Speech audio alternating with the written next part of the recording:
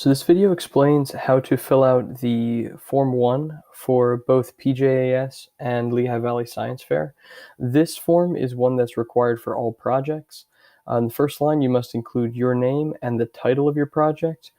Please take some time to consider this before you submit this form. It's a cumbersome process to get the title changed, so make sure you go through and take the time to think about that one quite a bit before submitting this form.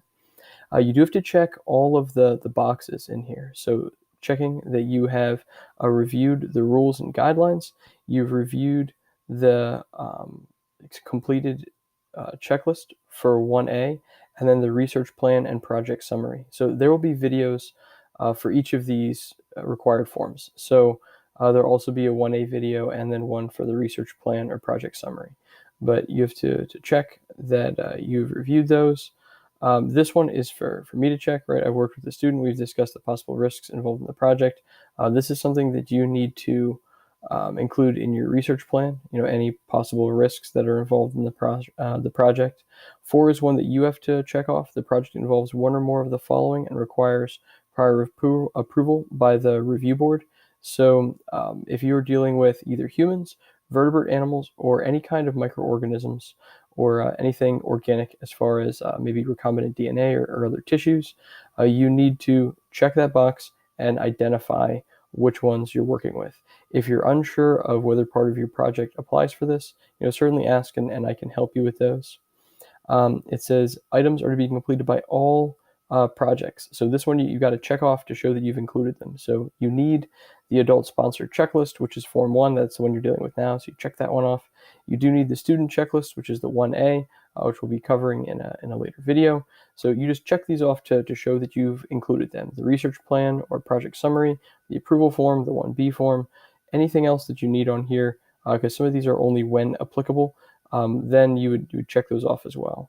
So you also go down and include whether or not you need any additional forms based on your specific project. You will know this by the time you get to this form because all of you need to include the printout from the form wizard for me as part of your project submission.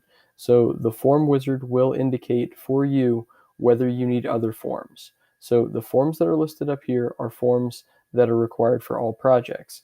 The forms that are listed down here are forms that you only need if you're working with things that are a little bit more delicate.